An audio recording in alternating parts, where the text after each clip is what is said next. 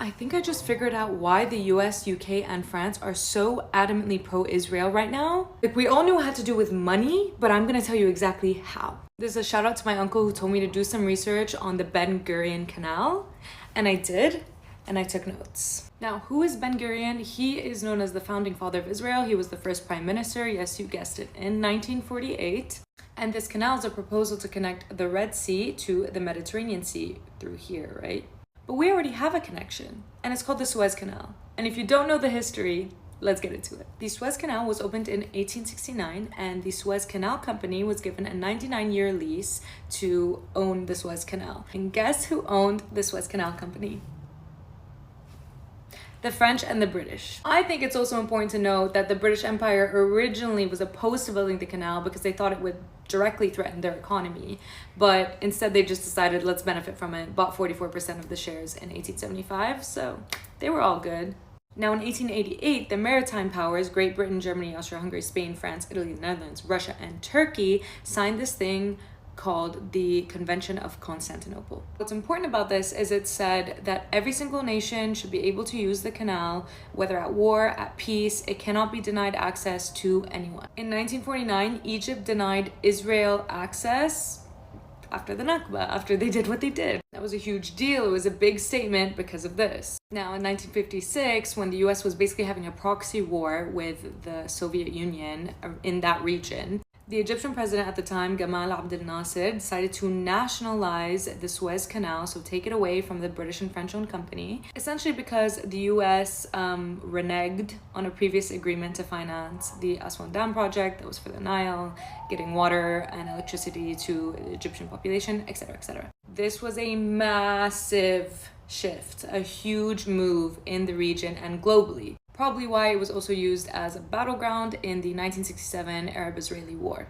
Now, after the Arab-Israeli War and the Geneva Conference, etc., what you need to know is Israel and Egypt signed a peace treaty at Camp David, signed by Jimmy Carter. This is from a US government website, by the way. My sources are checked, tried, and trusted. And the US was given credit for orchestrating a peace treaty between these two countries. Again, why were they involved from the beginning? Who knows? The US has always been here. We're in 1979 now. Should all be cool. A peace treaty was signed. Like, everything is perfect. Suez Canal is open to everyone. Cool, great, right? Wrong. 16 years before this, and even before the Arab-Israeli War, the US Department of Energy and the Lawrence Livermore National Laboratory had been making a plan for something else.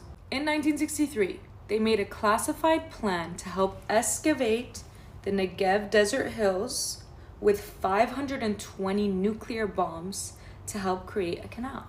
This was only made public in 1993, 1994, depending on the sources you check. So at the time of the peace treaty, nobody knew this was going on, except, of course, Jimmy Carter. Now, we could also talk about how the war was a product of collusion between Britain, France, and Israel, and they decided to initiate the war, but we'll save that for another time. You might be asking yourself, why do they want to build another canal?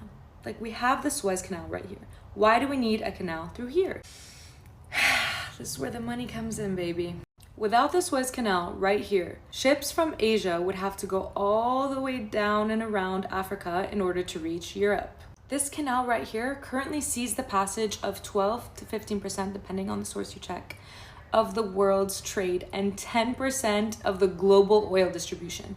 Just this little canal right here. And who benefits from this? Egypt, of course. It's their canal, right? In 2023, they broke records and made a revenue of 9.4 billion US dollars. Yay for Egypt, right? Well, how do you think the US, the UK, France, and Israel feel about that?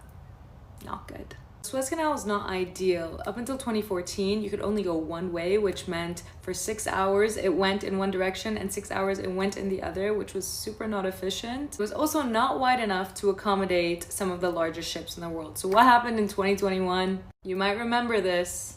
One of the world's biggest ships jammed the Suez Canal, leading to approximately $900 million of losses. The US was really not happy about this, and the Pentagon released a statement that this made it difficult for the movement of their military vessels, specifically to Israel, but not to worry, they had other ways. Now, when they're planning the Ben Gurion Canal, they're planning to have it 50 meters deep, which is 10 meters deeper than the Suez Canal, and 200 meters wide, which will facilitate the biggest ships in the world going in both directions. Not only that, but directly competing with the Suez Canal, Israel projects that it would make them an annual revenue of about $6 billion a year.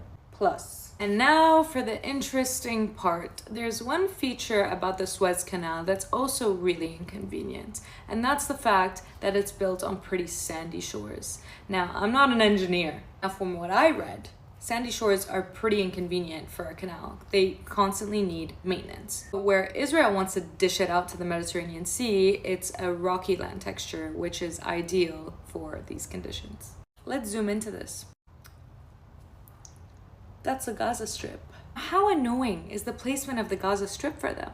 They have to actually turn the canal around so that it avoids this piece of land. Do you see where I'm getting at? They don't want ships to have to do this entire round and add a little time and inconvenience to their journey and have such close proximity to Gaza. What if they just built it through Gaza? Oh no, wait, they don't want to do that. They don't want to help the Palestinian economy. What do you mean? That would defeat the entire purpose, wouldn't it? Unless they took that land. Yeah, that's what's going on. Israel wants to seize Gaza, annex the land, take it over so they can build their canal through it. And the US, the UK, and France are all for that because it's going to make them a lot of money at the cost of millions of lives destroyed. Unfreaking believable. Building this canal will not only redirect trade, but historically, Arab states used the Suez Canal to put pressure on Israel. So it will not only increase Israel's geopolitical standing, but it'll also become a strategic asset for diplomatic negotiations for Israel and take away the most powerful thing the Arab states had against the US, UK, France, and Israel to keep them in line. And there you have it. That's the reason.